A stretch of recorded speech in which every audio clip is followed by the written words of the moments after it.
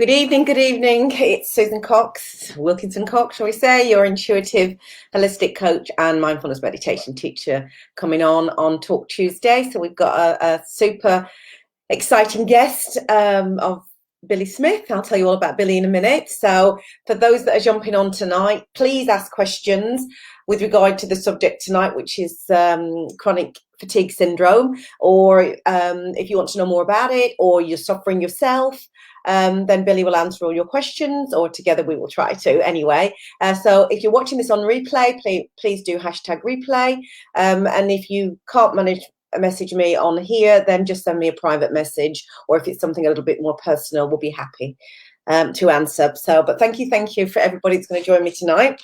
I wanted to just make a few announcements and then tell you about a brand new exciting book that my friend has written that I want to kind of give it a little shout out for tonight. So some of the things that are coming up is the second Wednesday of the month, starting at 7:30, we have psychic development. So if you want to learn more about psychic development or your intuition or enhance that, then, inbox me and we'll get you into the group. It will be over Zoom. Also, mindfulness meditation will be the third Wednesday of the month, starting at 7:30, again over Zoom. So if you want to know more about mindfulness and meditation, you want to deepen into yourself or into stillness, or are inquisitive as how mindfulness and meditation can enhance your life, then this is certainly the group for you. Monday, I'll be doing affirmations to try and strengthen us, build our self-esteem, and help you build your own affirmations. Tomorrow morning at 6:30, I will have about a 15-minute meditation to 20 minutes if you want to join me at that. So up bright and early, let's start our day off on a positive foot from a place of stillness and clarity.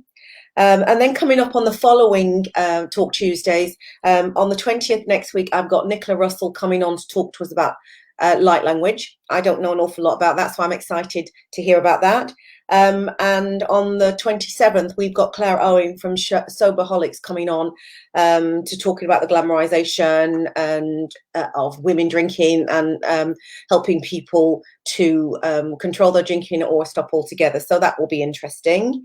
So again, welcome to all those popping on here. Good to see so many on here. We're going to jump straight to the quick, but I wanted to tell you about my friend's book. This is a book. It doesn't come up very well on there for some reason. I don't know what that is, but this is my friend's book. It's a book that's called Who Said That by Michael McCartney, a dear friend of mine. And in Michael's, I've looked through this and we've got quotes. You can see I've already bought it today. He released it this week. It's a book that is full of quotes that are centuries old to the present day, from people from Martin Luther King to Mahatma Gandhi, from who else have we got in here? We have got JF Kennedy. We have got quotes from the Bible, David Icke, many, many, many more. So Thomas Jefferson, for example, Abraham Lincoln. And in Michael's own words, this is how he describes the book. It is available on Amazon. I'll put it in the link on my page and in the mindfulness meditation page. So please go have a look. If you are a therapist, you're a person that likes to use quotes or words for inspiration for yourself or on your journey or with your clients, this definitely is the book to pick up and find something that's inspirational that works for you. But I just want to read you how Michael describes this book. He says, words are important, as are those who said them. In Who Said That, the book, you'll find a mind-bending and reality-altering collection of famous quotes from infamous speakers, celebrities, public officials, ranging from centuries to past and present. So Michael McCartney, it's available now on Amazon. And it is very modestly priced. I can't remember what I paid for it. Just arrived today. I think it was £6, something like that. Michael James McCartney, and the book is called Who Said That. So definitely a book to have in your bookshelf or on your bookshelf. So now we're going to bring in our guest tonight, who is Billy Smith. Billy is going to discuss chronic fatigue syndrome, which I know is something that a lot of people suffer with, and I know that Billy indeed suffered himself. So without further ado, I will bring Billy in and I'll let him sort of introduce himself and tell us a little bit about his journey. But do fire the questions in here. That would be absolutely great. Thank you. Billy, welcome. Hello. Thank you for coming on here tonight. I know that you know an awful lot about chronic fatigue syndrome, because obviously this is something that you have experienced yourself and which has led you now to the journey that you're now on. So I just wondered if you could introduce yourself, tell us a little bit about what you're doing, and you know how and when you were diagnosed with chronic fatigue, and we'll sort of interject in between them. Yeah. So I'm a psychosynthesis psychotherapist in training at the Institute of Psychosynthesis in London. I'm currently creating my own chronic fatigue healing program, which is inspired by my own chronic fatigue journey, and something I'm extremely passionate about. I got diagnosed with chronic fatigue when I was 21, so I'm now in the 6th year of that journey. It's been a roller coaster. I've learned so much. I've had ups and downs, but currently, I would say my current state with that is like in a remission. I still have days where I can have symptoms, but for 95% of my life, I'm symptom free. Lovely. Because I know when I first met you, and that's going back a few years now, you know, you were suffering for it quite badly. So this suffering from this chronic fatigue syndrome, has this driven you to do the work that you're now currently doing to help others?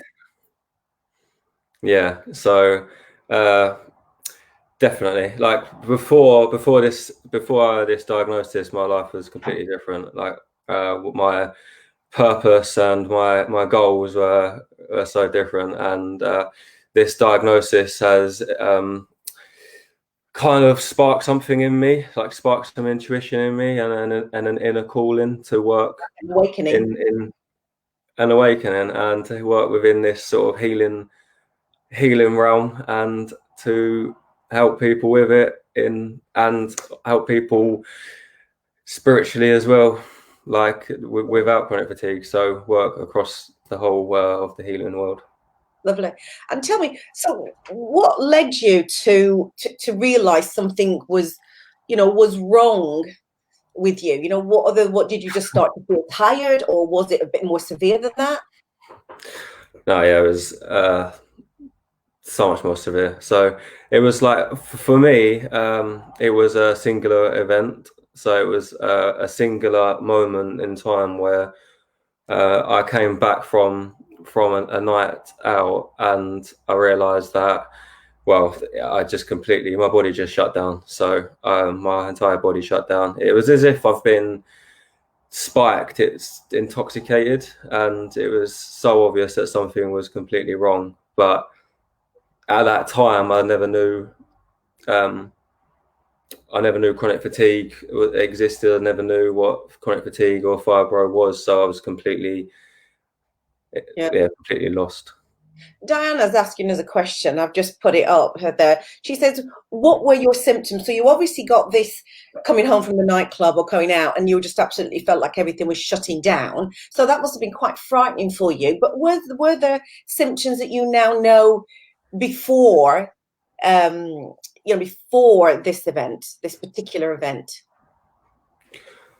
Yeah, so the chronic fatigue symptoms are, I mean, this is like a spectrum disease, so the symptoms vary so much, but my symptoms specifically have always been around struggles with cognition. So it was, aside from the actual fatigue and the body just needing to just stop, I had a lot of problems with brain fog and memory problems, visual problems, difficulties seeing, so difficulties with my sight, clarity.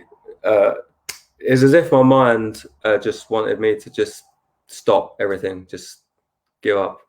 And the body was screaming, no, stop. And so this obviously affected work and all sorts of other areas of your life as well then? Yeah, for I think must have been for about 6 months of my life.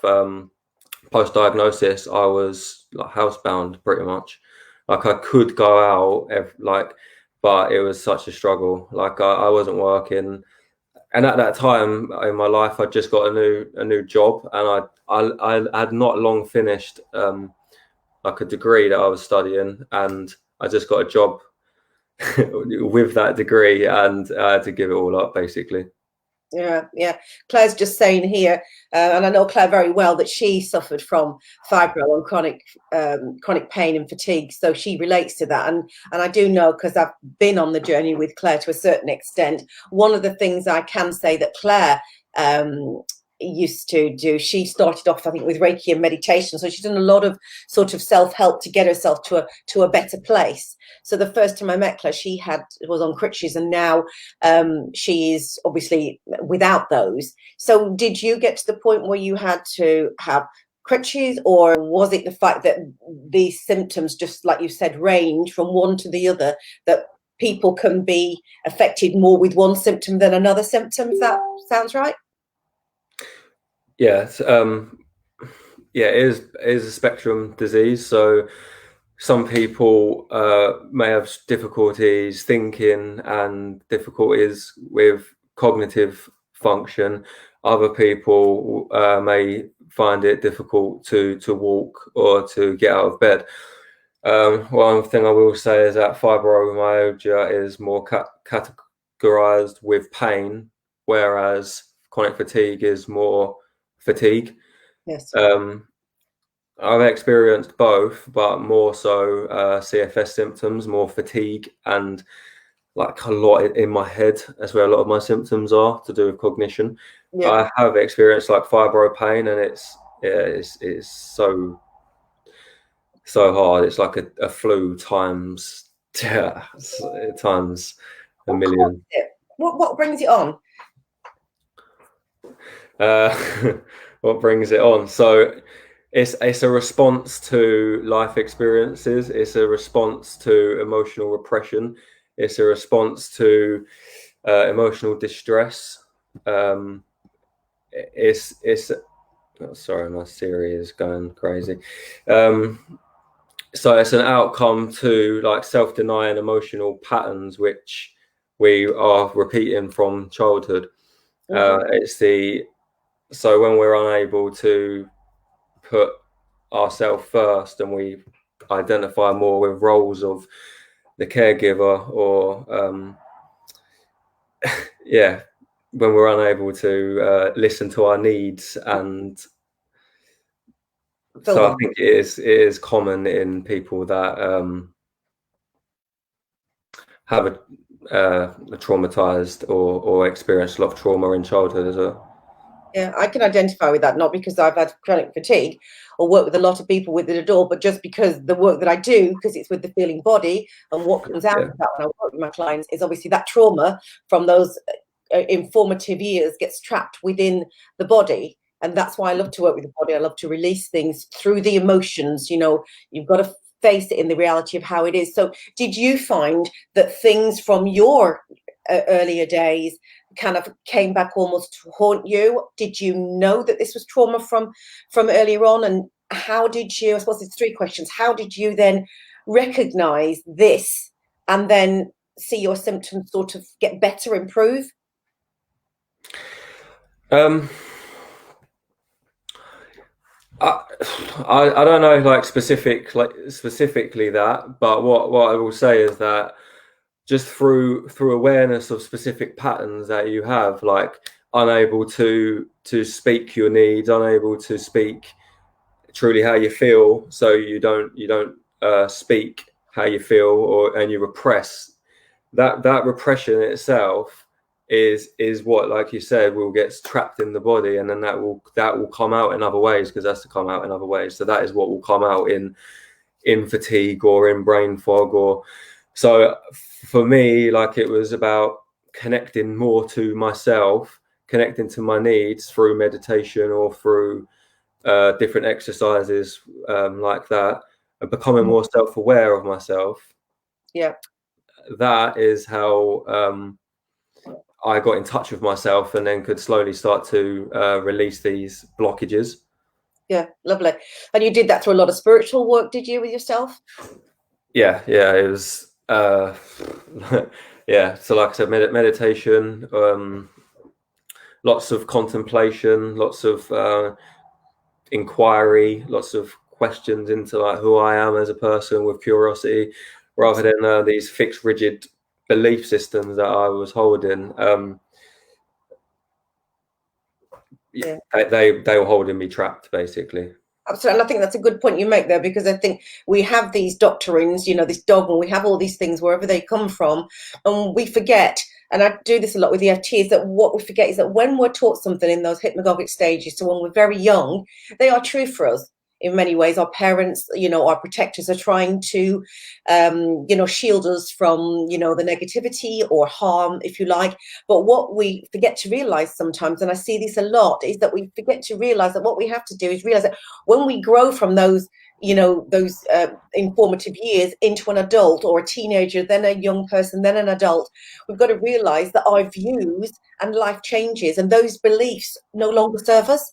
And I think this is where a lot of us get stuck and get trapped, and then get ourselves locked into that way of thinking or behaving. Or if we have a parent or a carer or a teacher that actually tells us something, and we then are perhaps fearful of that person, or cannot find our own truth or to speak up, like you said, then we hold on to that, and that paralyzes us in itself. It's only, like you say, when you have the self-reflection, the inquiry, who I am, what am I doing, that you can start to sort of break free, if that's the right way. Do you agree with that, Billy? Yeah, definitely. Mark's come on here. Thank you, everybody that's coming on and bringing your comments on. I'll get to them later. And some of them I can't see, so I can't see all your names. But thank you very much. Please bring your questions coming in. But Mark says, I have had chronic fatigue for years. I've learned how to deal with it. I'm aware of the effects, how it affects me, and what I should avoid. Grounding, being in nature, and rest, I feel, really helps me to restore balance. Thank you, Mark. That's interesting. Where you are now, Billy, do you find that I know you've combated it 90% of the time, but what do you continue to do with yourself to manage this? I think like a structure, a routine is really important. So like self-awareness and exercises as well, like keeping a strict routine in terms of meditation and journaling, and being aware of like where you are in terms of your psychological space as well, and ensuring that I'm in tune and in touch with how I'm feeling, because I know as well that I can build a lot of resistance up. Like I can build a strong resistance, so there can be a long time where I can handle a profound amount of stress over a long period of time, because if you put the work in, like your body will trust you again, and then it kind of builds up this resistance to this. But over a period of time, if you don't get back on it, it will get you again. So it's just knowing where I am, where I'm at, basically emotionally, psychologically, and being honest and open and speaking it if there's needs that I have, making sure I verbalize them. Funny you say being honest, and Diane's put a comment on there. Thank you for explaining, Billy Smith. I appreciate your honesty, and that's right. I think it's being honest with yourself. And then Claire asked a question. She said, "Did you find that diet helped?" So did you? I'm not a nutritionist, but I changed my diet completely with this. So I changed completely vegan, gluten-free diet, and it did help me. Brought in like antiviral herbs, and because there's another argument that because this a lot of the time chronic fatigue is onset by a viral infection, but I'm not going to go into that. But so yeah, it did help. I changed my diet, and there's a lot to be said about the how meat and how we digest meat and how hard and heavy meat is to digest for us. So it consumes a lot of energy. So if you don't have a lot of energy as it is, probably eating food that's easy to digest would be wise. Yeah, I agree with that. And I did read somewhere actually something, a possible viral infection, which is a much deeper subject, but said that things like that can trigger health. Do you believe that? Yeah, like um, I think that the groundwork's already been done. It's already dug. Like you already basically created an environment in your body which is just prepared for this disease. But the way that you've been suppressing emotions and the roles that you take up in your life, but there is a lot of evidence that when people do attract viral infections, that's when it onsets. So I think that's just the final. It's like kicking the coffin, basically. I think like your body is just hanging on for dear life, and then you get a virus, and then it just all shuts down. Yeah. People are here saying they agree about the diet, and they do about gut issues, and definitely a gluten-free diet. And yeah, I'm with you. I'm not a vegan or a vegetarian, though I have adopted my my eating this year to eat less meat, certainly red meat. And some days and weeks we don't have meat at all. And I've just found, as a spiritual, and psychic person, I do find that does help. And even in my meditation, I feel a lot lighter, with that for sure. So thanks for that. But tell us sort of what, if you don't mind sharing, but if you do, then we won't. We'll just skip over this. But what did you identify? I'm putting you on the spot now. You're going to probably reach down and punish me. What did you identify, or was there a particular issue or event that you felt you identified very quickly with your symptoms when you started to do the reflection and the meditation and etc.? Or was it just a group, or was it just a general? And if you don't want to say, then you don't have to say, because I know this stuff can be quite personal. So I don't want you to go into that. I just want, whether that was arguments, whether it's a dysfunction, whether it was a teacher, whether it was something, or whether it was just a collective. Yeah, I think it's a collective. I think it's like deep-rooted emotional repression. It's like an emotional distress where we struggle to speak needs and struggle to we play roles into like society as well, so we struggle to express maybe emotions that society would also say are bad. So I know from when I was younger, I had a lot of rage and a lot of anger, which I probably pushed down, and that it doesn't go anywhere when you push it down. It doesn't get rid of it. It just sort of just get stuck in the body. And that, I think, was a big one for me, which was contributed significantly. I think also what we also have to sort of mention here, I'd like to mention anyway as well, we forget that, and I'm going to push this one, the informative years, and we've got to remember that sometimes people around us, it could be a teacher, it could be somebody we look up to, say things to us sometimes, and they don't always mean them the way they say them, but they say something, and then that affects us for the rest of our lives. So the power of words is so important, whether that child is in a crib, in the womb, or growing up. Do you agree? Yeah, definitely. I mean, we're literally a sponge for we're a sponge for information. So, and it's easier for us to believe negative comments than it is positive ones, right? Absolutely, yeah, definitely. And we hold on to them. And Claire kind of jumps in here with this, which thanks, Claire. I was mentally abused, suffering trauma, birth traumas, bullying. It made me into a very angry person. Thank you for sharing that, Claire. That's very personal. But yeah, I get all of that, and I see where you are with that. And I think when we can't find that voice, we just sort of die a little bit inside all of the time, it just continues and continues. So yeah, definitely. So what was your turning point then?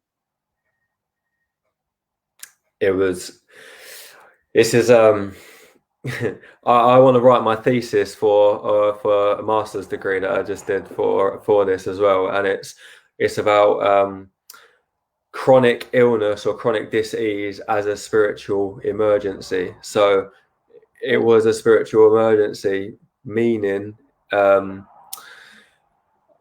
it triggered an awakening in me, basically. So the turning point in me was for me to actually become aware of myself, for me to become aware of exactly what I was doing and what I was playing into. And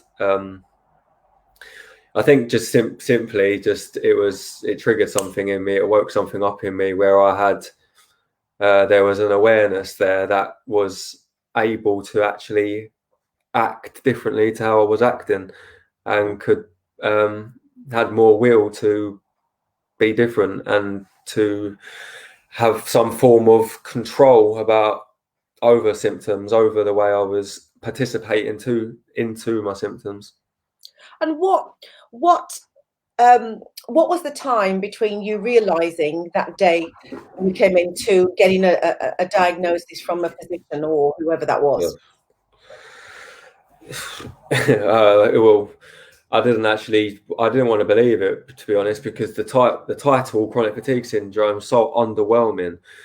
So I think it took about 2 weeks to actually hear the term chronic fatigue syndrome. Also to be told by the doctor that it's nothing, like, don't worry, there's nothing you can do about it either. You just get on with it. Just get on with it. So it took about 2 weeks, but it took me around 4 months to genuinely believe it, like to stop searching for something else.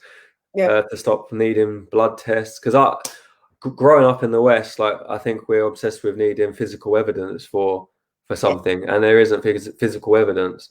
Like, there's no blood test, there's no brain scan where you're going to find anything which says that you're different from the next person. Did they want to give you medication? Did you have to have medication, or well, I don't know if some people take medication for pain relief, but there is no medication for a cure for this. So there isn't a cure. There's no medication. So in terms of what kind of help I got referred to King's to go and have like a psychiatric assessment, which I got told that I was like mentally unstable. Yeah. So. Oh wow. And this is literally six years ago. We're not talking like we're not talking of the 1700s. Like, exactly. Like, it's not that long ago for them to say, if they don't see it, it doesn't exist. Yeah, but that's, like you say, that's the way they are in the West. They always want evidence and proof, and you and I both know that that's not the case. Not at all. Yeah. We've got hi Christine, she's coming. No problem, just asking questions. Mark says worry, fearing, thinking too much can be draining too if we don't focus our minds on positive, uplifting energies. Yeah, Mark very much is a spiritual being, one of my friends who I know well, and yeah, I agree with that, Mark, definitely. What do you say on his comment, Billy? Yeah, I think focusing too much on fear energies and a lot of worry is not going to help your chronic fatigue. It's not going to help. It's only going to make it worse. Yeah, and the other thing is, if we listen to the doctors and believe absolutely everything they say rather than following our gut instinct or having some self-reflection, then we can actually paralyze ourselves even more, because we get frightened of their words and what they're prescribing for us or what they're telling us, and we become that prisoner even more so. Yeah, on that as well, somehow, I don't know how it happened, but I realized quite quickly that I was going to have to figure this out, like, on my own. Like, I thought there was something in me that was kind of just had an intuition that what I was telling, like, I knew something in me knew more than what I was being told, and I just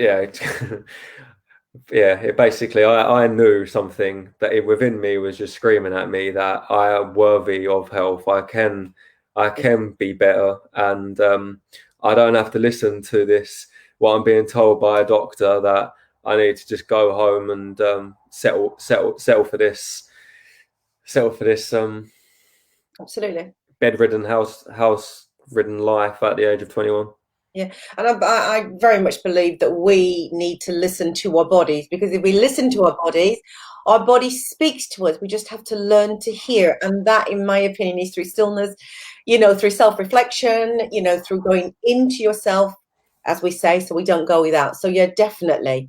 Claire says that she was given bags of pills and offered CBT, but she doesn't take them anymore. And then thanks, Mark, no problem. Diana says, I understand about pushing down stress and allowing it to stay in the body where it grows, and causes definitely in areas. I have managed to release myself from stressing. Too much breathing and being aware of my state of mind has helped. Practicing positivity, I find, implements a healthier mindset. Definitely, Diana, I would agree 100% with that, and definitely seen some of your journey for sure. So I think what are the things coming out here, even for you, Billy, is the positivity that you've got to have, and that self-belief, and want to help yourself. Yeah. You have to have optimism that you will get better. And a lot of my journey started off definitely with more of obtaining a more positive mindset and more positive thinking. And it was only then when I started to realize just how negative my mind naturally is. Like, I can naturally, if I'm not aware of it, see the world through quite a negative light. Yeah, definitely. And what would you say to anybody watching or watching later about this? What advice would you give them if they feel they're on this spectrum? Where would you advise them to go and do? And if they have it, what would you recommend that they take steps towards? I would recommend this journey is definitely not. There is no. I don't like a word cure. This is a healing process, not a quick cure.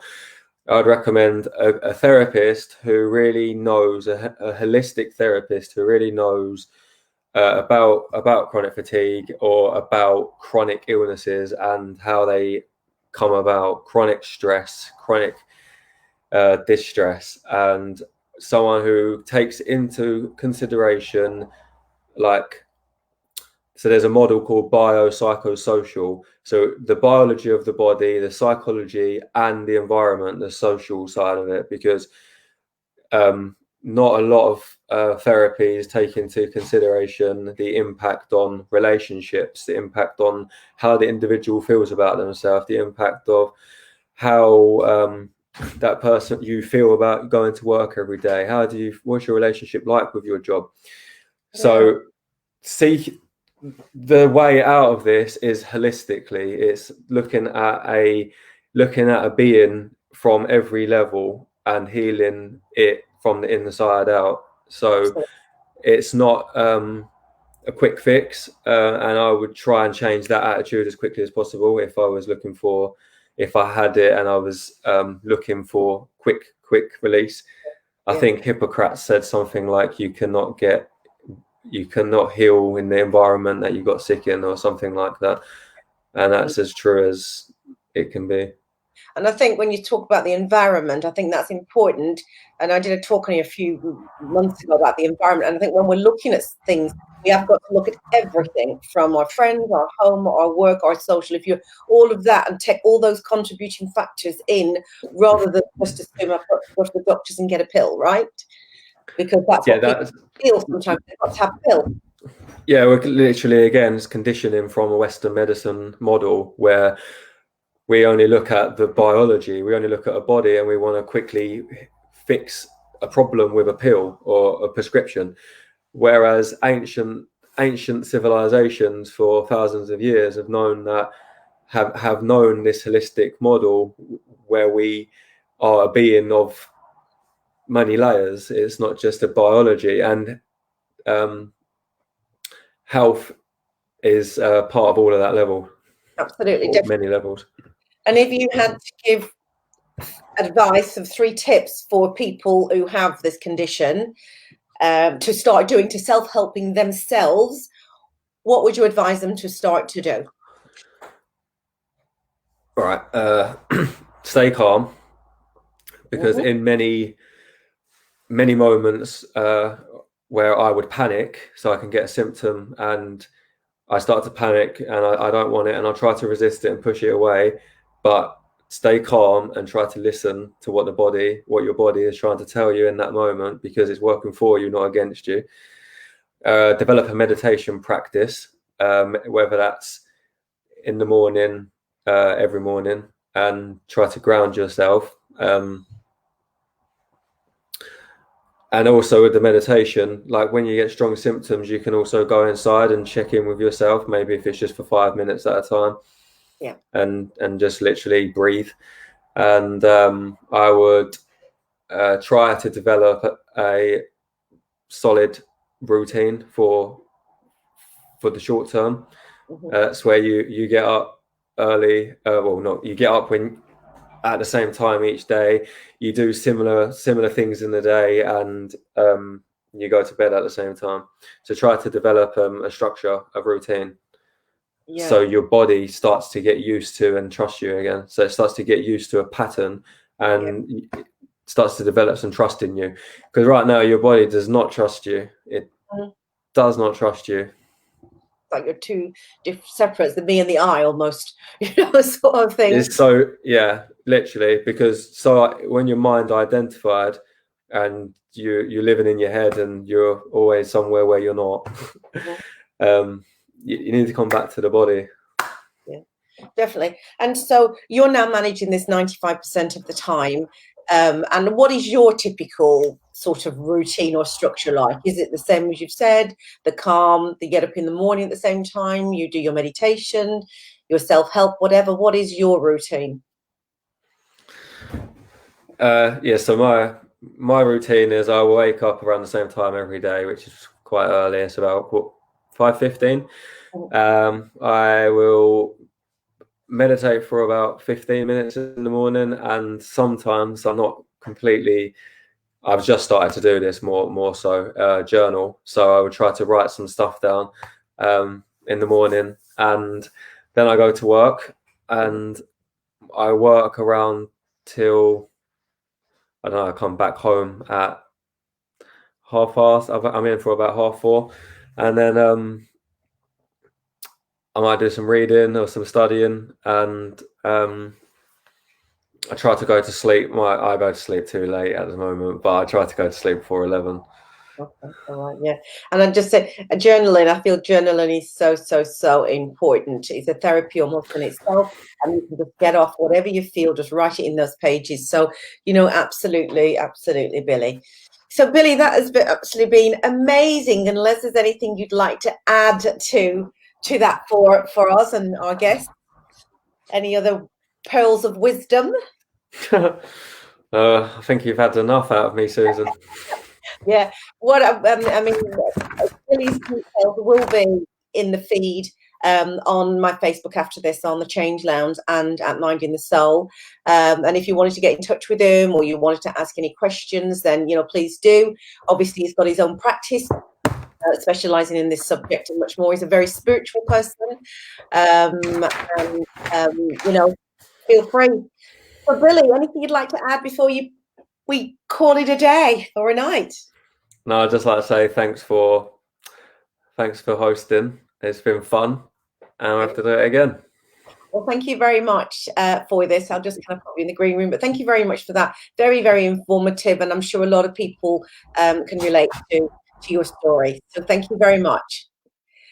So guys, there you have it, Billy's story and chronic fatigue. Thank you for all your comments and everybody that came. It really means a lot to me and to Billy, and thank you for sharing the comments that you've actually shared. And I know that there will be more because I've heard my phone pinging as well. So obviously I'll get Billy's details in the feed. If you've got any questions for me or Billy, or you'd like to share anything more with us, then, please let us know, and stay safe. And remember the development, the meditation. Talk Tuesday next week with Nicola Russell. We're talking light language. And so in the meantime, I send you all my love. And as always, you know, I love you all to bits. Stay well. And I look forward to talking again next Tuesday. And I've got meditation in the morning at 6:30. If anybody wants to join me, it will be live and hopefully with no interference. Love you.